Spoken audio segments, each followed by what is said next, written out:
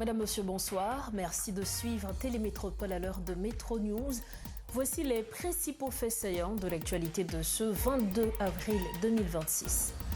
Le Premier ministre Alix Didier Fils-Aimé a annoncé l'arrivée prochaine de 700 membres tchadiens de la force de répression des gangs en Haïti. Leur mission prioritaire sera de sécuriser le périmètre de l'aéroport international Toussaint Louverture en vue d'une levée des restrictions de vol imposées par les autorités américaines. Par ailleurs, le chef du gouvernement a déclaré ne pas vouloir d'une mission multinationale d'appui à la sécurité 2.0. Le budget présenté par le CEP au gouvernement, évalué à 250 millions de dollars pour la tenue du processus électoral, est jugé inacceptable par le Premier ministre Alix Didier Fils-Aimé. Selon le chef du gouvernement, un comité composé de représentants de l'État et des bailleurs de fonds a été mis sur pied afin d'élaborer un budget plus raisonnable. Entre-temps, les affrontements entre gangs se poursuivent dans la plaine du cul-de-sac, poussant des habitants à fuir vers des zones voisines, tandis que d'autres alertent sur un risque de pénurie alimentaire. Par ailleurs, pour le deuxième jour consécutif, la route nationale numéro 1 est bloquée mercredi à Saint-Marc et à l'Ester dans l'Artibonite, paralysant totalement la circulation.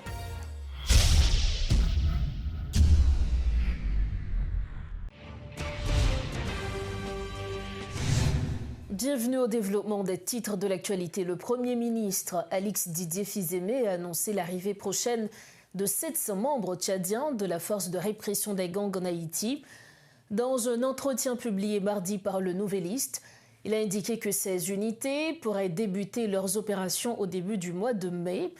Leur mission prioritaire sera de sécuriser le périmètre de l'aéroport international Toussaint Louverture en vue d'une levée des restrictions de vol imposées par les autorités américaines.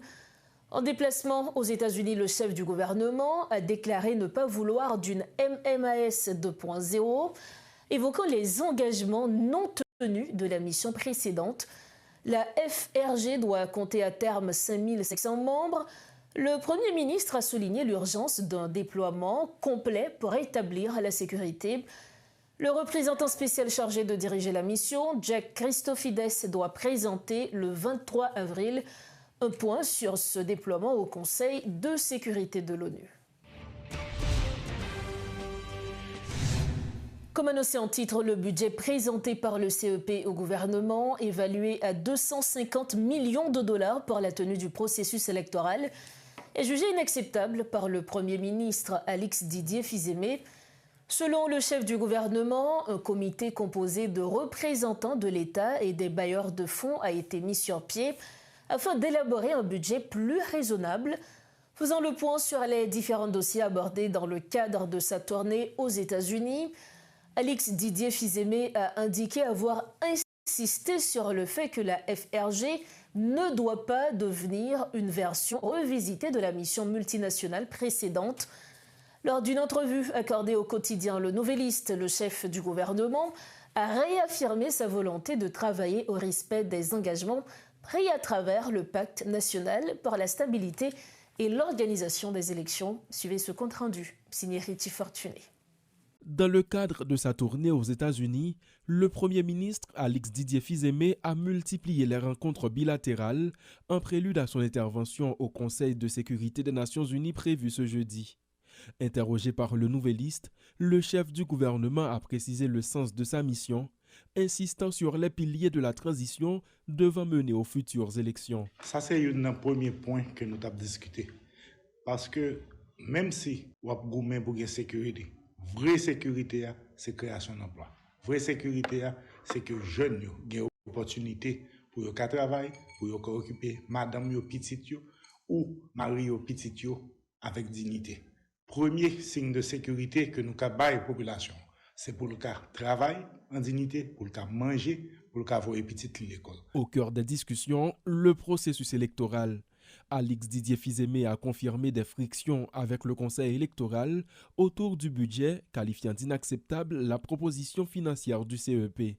L'annonce de la création d'un conseil de suivi laisse présager pour plus d'un un bras de fer institutionnel susceptible de peser sur le calendrier des scrutins. Dépasser le message ça by CEP et nous avons fait une réunion avec les bailleurs qui connaissent nous dans l'élection. Pas de bailleur qui était pensé qu'on monte 250 millions de dollars américains pour faire une élection dans le pays. 12 millions de monde qui sont pas acceptables. C'est clair, nous montons un comité là, entre bailleurs et avec le gouvernement, pour nous présenter un budget, ça nous pensait, qui est raisonnable.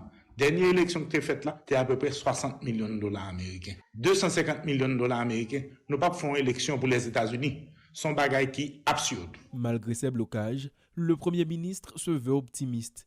S'il ne s'est pas risqué à avancer de date, il a toutefois promis une innovation, l'intégration de la diaspora au vote via un projet pilote qui, dans un premier temps, concernera une zone géographique restreinte. Ce n'est pas une illusion, nous avons fait un projet pilote. Nous n'avons pas bien tout le monde qui a voté partout dans le monde, mais aux États-Unis, au Canada et en France, nous avons pris disposition pour que le projet pilote soit validé. Ce projet va permettre que y ait des votes de certains côtés dans le monde et coup ça a commencé fait et au fur et à mesure, les conseil électoral qui est permanent et peut-être un conseil électoral qui n'est pas permanent tout, mais pas oublier un bagage. Nous avons 10 ans que nous n'avons pas fait élection dans le pays. Enfin, d'autres dossiers urgents ont figuré à son agenda, comme le renouvellement de la loi HELP, le statut de protection temporaire ou encore l'accès au visa pour la Coupe du Monde. Des promesses fortes dont la population attend désormais la traduction en actes concrets. Autre dossier, les affrontements entre gangs rivaux se poursuivent dans la plaine du cul-de-sac, poussant des habitants à fuir vers des communes voisines, tandis que d'autres lancent un appel urgent aux autorités face au risque de pénurie alimentaire. Parallèlement, pour le deuxième jour consécutif, la route nationale numéro 1 est bloquée mercredi, notamment à Saint-Marc, dans la zone d'Amba-Grosmont ainsi qu'à l'Ester. La circulation est totalement paralysée sur cet axe. Le mouvement est mené par plusieurs organisations, dont Combat, Consa et Féoba, appuyés par un groupe d'autodéfense. Les manifestants exigent des autorités des mesures pour démanteler les gangs opérant dans le bas Artibonite.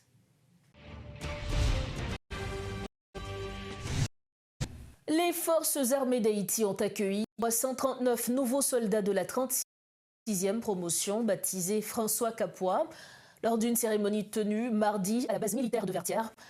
Après 4 mois de formation incluant des modules sur les droits humains et la protection civile, ces recrues viennent renforcer les capacités de l'institution dans un contexte sécuritaire tendu. Parmi elles, 200 soldats doivent suivre une formation spécialisée pour intégrer une unité d'élite. Le ministère de la Défense a annoncé le recrutement prochain de 1200 aspirants et l'ouverture de bureaux à Anacaona, à Petit-Gouave et au Caille. Les autorités visent 3000 nouveaux soldats d'ici la fin de l'année et prévoient, après réhabilitation des centres, de former jusqu'à 900 militaires tous les 4 mois. Autre point de l'actualité, la reprise de la liaison aérienne entre Haïti et la République dominicaine est annoncée pour le mois de mai. Après environ 3 ans de tensions diplomatiques entre les deux pays, les autorités se sont entendues sur certains points en vue d'une reprise progressive. L'ancien ambassadeur d'Haïti à Santo Domingo, Edwin Paraison, apportera des éclairages sur cet accord conclu entre les dirigeants des deux États. Il est avec nous via Zoom. Monsieur Edwin Paraison, bonsoir. Merci pour disponibilité au Métro News à Soya. Bien, merci en pile, Madame Rose-Berline Batelmi, pour l'invitation. Liaison aérienne qui était campée entre Haïti avec République dominicaine depuis mars 2024 doit reprendre pour mois mai 2026 cap Vinila. Monsieur Paraison, nous connaît que liaison ça a été campée par rapport avec crise sécuritaire là en Haïti et crise là qui pas évolué forcément. Qui ça nous a dit qui est réellement motivé deux pays reprendre justement jusqu'à ce que nous un accord? Bon. Faut nous préciser que dans le cas d'Haïti et de la République dominicaine, l'espace aérien a été fermé depuis septembre 2023, en dehors même de la crise en Haïti. Sinon, c'est différent que deux pays ont géré autour de la construction du canal de Guanamette. La République dominicaine a décidé unilatéralement fermer toutes les frontières avec Haïti, frontières maritimes, terrestres et aériennes. Donc, depuis lors, il y a des efforts qui sont faits pour que vous arriviez à une solution, pour le moins en reprise du dialogue. Et ces différents efforts pour que j'en baille résultat que nous joignons la semaine dernière à la réunion qui a eu lieu à Côte-d'Ivoire, à la frontière de Ouanamet et d'Arabon.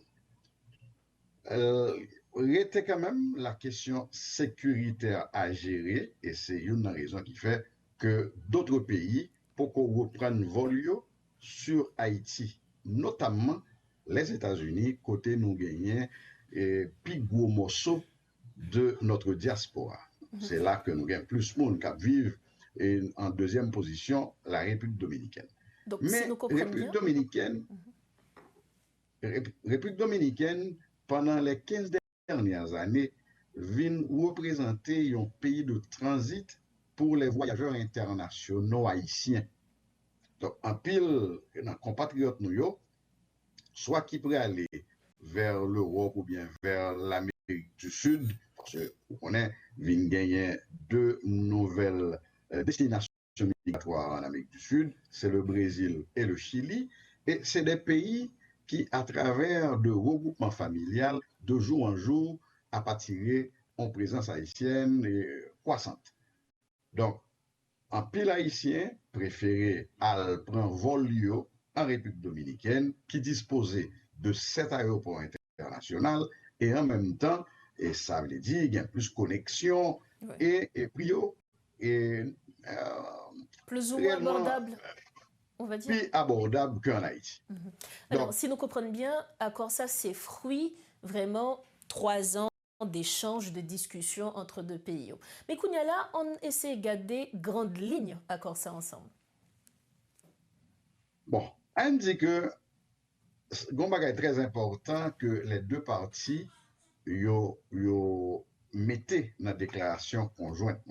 Ils dit très clairement que la reprise du dialogue l'a faite comme point de départ la déclaration conjointe signée par les deux chefs d'État. Alors là, le président Jovenel Moïse, pour assassiner, pour mourir. C'est le 10 janvier 2021 à Elias Piña, président défunt. Jovenel Moïse s'est rencontré avec le président Luis Abinader. Ils ont signé en déclaration conjointe qui gagne 9 points là-dedans. Et parmi les points ça y est, il conseille des aspects réellement importants dans l'agenda bilatéral. Donc, à la dernière réunion, les deux parties ont dit que c'est en considération de cette dernière déclaration conjointe signée entre deux chefs d'État, parce qu'actuellement, dans la gestion politique qu'a fait sous Iléa, où il y a d'un côté un chef d'État, le président Luis Abinader, et d'un autre côté, un chef de gouvernement, un premier ministre, qui est le premier ministre Didier Fizeme. Donc, et à partir de cette déclaration conjointe, vous voulez reprendre certains aspects importants qui étaient déjà en discussion entre les deux chefs d'État. Et naturellement, il y a des questions urgentes, il y a des questions incontournables, tant que les questions commerciales, et la question migratoire, la question de la sécurité frontalière. L'on parle de sécurité frontalière, nous pas doué seulement situation trafic de personnes qu'a fait à la frontière, mais en réalité que des experts indépendants des Nations Unies ont mis en rapport depuis l'année 2023, c'est que en partie les gangs en Haïti ils ont utilisé la frontière pour recevoir matériel, soit armes, soit munitions. Et en effet, en décembre, novembre 2024, les autorités dominicaines rendent publique l'information que tu gagné un colonel ensemble avec d'autres agents de la police nationale de la République dominicaine qui étaient impliqués dans ce trafic d'armes et de munitions. Pour la partie haïtienne, son bagage qui est important, parce que jusqu'à présent, et malheureusement, et pour nous, et le combat contre les gangs n'est pas aussi avancé. Au contraire, gang yo, pendant les dernières années, et on a dit que vous gagnez beaucoup plus de terrain. Donc, si que nous avons tenu compte de reprises, ça qui pourra le fait au cours du mois de mai, est-ce que d'ores et déjà, toujours à la lumière de l'accord qui a été trouvé entre les deux pays, nous sommes capables de dire que c'est un accord gagnant-gagnant ou bien la plus profitable pour la République dominicaine, là nous connaissons notamment enjeux économiques? Nous ne pouvons pas parler d'un accord gagnant-gagnant.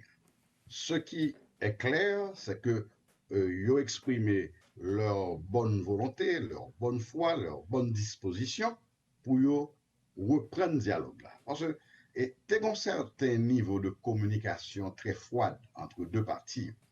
Et donc, on a même songé, et ça qui est arrivé, et l'ancien Premier ministre Ariel Henry, qui n'a pas même autorisé pour atterrir en République dominicaine. Donc, ça, c'était un signe d'une situation extrêmement grave dans la gestion de relations entre deux pays.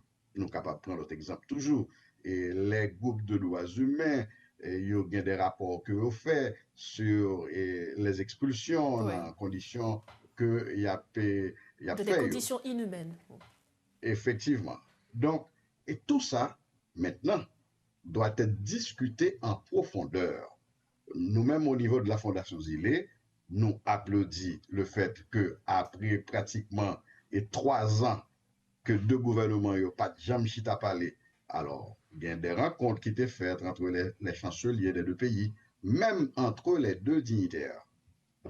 Au Chili, tout récemment, et bon tête-à-tête, lors de l'installation du président Cast au Chili, et les deux plus hautes autorités de l'île, eh bien, ils ont été rencontrés. Même là, ils n'ont pas rendu ça public, mais des journalistes en République dominicaine, des journalistes en Haïti, et à d'autres niveaux, information a été circulée.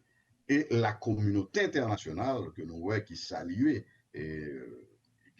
l'OEA, les Nations Unies, le gouvernement des États-Unis, et tous les acteurs internationaux qui étaient conscients que bon froideur dans la relation entre deux pays, eh bien, tout le monde applaudit, tout le monde salue le fait que à partir de cette dernière réunion, les deux gouvernements sont d'accord qu'il y a des points clés et importants à discuter et que nous pouvons rentrer dans une discussion profonde. Donc, mais c'est plutôt un bon signe.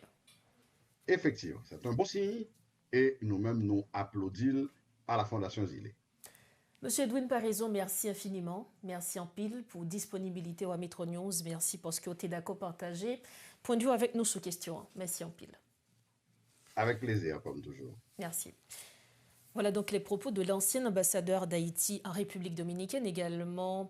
Il est à la tête de la Fondation Zilé. Il était avec nous ce soir à Metro News pour parler de cet accord qui a été trouvé entre les deux pays. On parle d'Haïti et la République dominicaine pour la reprise prochaine des vols à partir du mois de mai 2026. Merci de votre fidélité à Metro News. Le comité olympique haïtien et la compagnie d'assurance AIC ont lancé ce mercredi 22 avril le projet baptisé Sport pour la paix. Il s'agit d'une campagne de sensibilisation aux valeurs olympiques et de promotion du sport comme outil de paix. Au total, 5 établissements scolaires publics sont concernés, faisant de dizaines d'élèves des ambassadeurs de la paix. Selon les responsables, cette initiative constitue un geste essentiel dans le contexte de crise que traverse le pays depuis plusieurs années. Suivez ce compte-rendu signé Garbijan et Guitry Choisy. Sport pour la paix, un projet ambitieux qui mise sur le sport pour consolider le système éducatif et freiner la déperdition scolaire. Porté par le comité olympique haïtien, COH, en partenariat avec la compagnie d'assurance AIC, cette initiative place l'humain au centre. Pour Patrick Blanchet, secrétaire général du COH, le sport doit s'affirmer comme un levier de développement et un rempart pour la sécurité. les programmes de la solidarité olympique soutiennent les initiatives qui utilisent le sport comme outil de développement humain et social, en particulier en direction de la jeunesse. Le Comité olympique haïtien inscrit également son action dans l'attente des objectifs de développement durable, notamment l'éducation de la qualité, la paix, l'inclusion et le bien-être des jeunes. Le sport constitue un levier concret pour contribuer à ces objectifs en renforçant les compétences sociales, l'engagement citoyen et la cohésion dans le milieu scolaire. Cette initiative s'aligne également avec l'héritage éducatif des Jeux olympiques de Paris 2024 qui ont mis l'accent sur le rôle du sport dans l'éducation. Allier sport et paix est devenu un pari vital face à la violence qui ronge le pays depuis trop longtemps. Le docteur Hans Larsen, président du COH, rappelle que les valeurs olympiques, amitié, respect et excellence, sont des piliers capables de ressouder le tissu social haïtien. À travers ce programme, il prône une mobilité et une cohésion retrouvée où l'activité physique devient dissociable de l'instruction. Vous pensez que la paix, c'est un langage universel qui rassemble tout peuple sur la terre et qui permet que, même si nous sommes dans la guerre, l'ennemi rivés, il faut jouer l'un en face l'autre. Il faut que la haine qui gagne peut-être pour la guerre, parce que la guerre n'apporte que la haine. Nous sommes capables de surpasser, nous connaissons que c'est un humain tant que nous sommes capables. C'est un frère, d'une autre nationalité, mais son frère. Voir lorsque nous avons voué la caïpane. Ce programme ambitionne d'instaurer un nouveau paradigme social, une vision partagée par Olivier Barrault, PDG de l'EIC et partenaire technique du projet. Évoquant les récents succès de la sélection nationale masculine, il souligne combien le sport permet au peuple de transcender ses clivages. L'homme d'affaires réitère ainsi son engagement pour que ce modèle d'unité devienne une norme pérenne. Olivier Barrault. Je dis à un volume de déplacement qu'a fait à cause de gang. Je dis à une équipe bataille qu'a fait entre nous-mêmes haïtiens avec des bagailles qui sont pas constructifs. Tandis que nous-mêmes, nous voulons voir comment, à travers le sport, à travers l'éducation et à travers la jeunesse, là, nous sommes capables de jouer notre narratif qui peut permettre nous de vivre ensemble en tant que nation, parce que nous croyons que nous toutes nouvelles, que c'est dans le sport, que c'est dans la culture, nous avons pile de bagailles qui permettent de nous jouer nos énergies, côté que, même si c'est pour un petit moment tout petit, bagaille ça a remettre nous tous haïtiens ensemble, pas un problème couleur, pas un problème classe sociale. Inspiré de l'initiative mondiale Carton Blanc, le programme Sport pour la paix transforme la discipline athlétique en un puissant symbole d'espoir. En mettant en lumière la jeunesse lycéenne, le COH et l'EIC tentent de briser le cycle de la violence et d'impulser une nouvelle dynamique sociale pour Haïti. La bibliothèque municipale de Delma a rouvert ses portes ce mercredi en présence du maire Wilson Jeudi. À cette occasion, le maire a mis l'accent sur l'importance de cette infrastructure, destinée notamment aux enseignants, aux universitaires et aux élèves du cycle classique. Cette institution est consacrée à la lecture, à la recherche, ainsi qu'aux activités d'apprentissage au sein de la commune. Pour Wilson Jeudi, cette ouverture devrait contribuer à améliorer l'accès à l'éducation et à l'information au sein de la communauté. Écoutons ses propos. Ici, c'est pour nous. 2003. Il y a pile de livres manqués. On a tout volé à l'intérieur. Nous volons tout livre qui étaient gagnés. Les livres de sciences, on a plus à mettre. On a tout volé. Nous te mettez panneaux solaires, on a été vraiment indépendant. Avec énergie. On a tout volé. Maintenant, on vient de commencer. Nous voulons dire à Madame Rien, je suis un homme exigeant. Depuis un bon job, magasin. Bon travail, je dis, n'a pas d'amis. Tous les amis me gagnent, pour entendre beaucoup de travail, tous les amis, c'est d'être efficace. Parce que moi, j'attends de moi-même, je ne vais pas faire tout pour moi. Moi, je suis là, moi, je suis là. J'aime bien. Après, je m'attrape tout le monde, je ne vais pas faire personne, le monde qui est là déjà. Je prends une équipe, étudiants jeunes, mettez pour gérer. Et parfois, le plus souvent, résultats sont toujours partagés et échecs partagés. Échec, et puis on le groupe. Question, on dit que c'est directrice qui va vouloir, directrice qui va au moins demander rapport, faire rapport, régler, pour nous corriger ensemble. Mais les décisions à prendre, et puis on l'autre équipe. Et même que je fais pour Miguel, l'homme venu, mais il y a toujours ça. Je dis que c'est droit pas bon, c'est moi. Et il y a 12 pour nous évoquer toutes 12 ans, seul jour. Tout le monde de travail. Puis nous allons 12, tout neuf, et puis les 40 ans, il était quoi. Je dis que doit toujours bon. On l'aime lever, nous sommes aux États-Unis, moi, gazon, oui. Et puis, nous évoquer toutes les gazons, c'est de doigt salé. On dit, pas de aller à doigt salé. On dit, ok, on va voir. Beaucoup font rien. Si doigt salé, on me dit, ok, qu'on y a amené. Et puis depuis la même semaine, moi, gazon vert. On dit non, nous détruisons la nature. Tout le monde dehors, et puis on le groupe neuf. Et puis depuis les gazon était quoi. C'est-à-dire ici, il faut problème. Parfois, décision dure, mais parfois il faut le faire. Pour refermer la page nationale de Metro News, l'influenceuse Ariana Milagro-Lafont, championne de la 8e édition de House of Challenge au Togo, a été accueillie mardi soir par une foule enthousiaste à son retour à Port-au-Prince. Des centaines de personnes, en majorité des jeunes, se sont rassemblées notamment à Pétionville et aux abords de l'aéroport international Toussaint-Louverture, provoquant des perturbations de la circulation. Âgée de 19 ans, elle avait auparavant été reçue au Cap-Haïtien et à Ouanamint dans un contexte d'engouement populaire après sa victoire. Pour de nombreux jeunes, elle symbolise une nouvelle génération d'influenceurs haïtiens présents sur la scène internationale.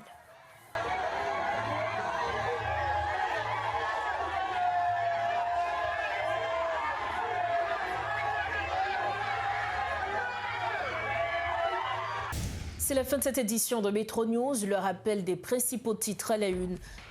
Le Premier ministre Alix Didier Fils-Aimé a annoncé l'arrivée prochaine de 700 membres tchadiens de la force de répression des gangs en Haïti. Leur mission prioritaire sera de sécuriser le périmètre de l'aéroport international Toussaint-Louverture en vue d'une levée des restrictions de vol imposées par les autorités américaines. Par ailleurs, le chef du gouvernement a déclaré ne pas vouloir d'une MMAS 2.0. Le budget présenté par le CEP au gouvernement, évalué à 250 millions de dollars pour la tenue du processus électoral, est jugé inacceptable par le Premier ministre Alix Didier Fils-Aimé. Selon le chef du gouvernement, un comité composé de représentants de l'État et des bailleurs de fonds a été mis sur pied afin d'élaborer un budget plus raisonnable. Entre-temps, les affrontements entre gangs se poursuivent dans la plaine du cul-de-sac, poussant des habitants à fuir vers des zones voisines, tandis que d'autres alertent sur un risque de pénurie alimentaire. Par ailleurs, pour le deuxième jour consécutif, la route nationale numéro 1 est bloquée mercredi à Saint-Marc et à l'Ester dans l'Artibonite, paralysant totalement la circulation. Voilà ce qui referme cette édition de Metro News. Merci de l'avoir suivi. On se retrouve demain soir, toujours sur Télémétropole. Prenez soin de vous. Bonsoir.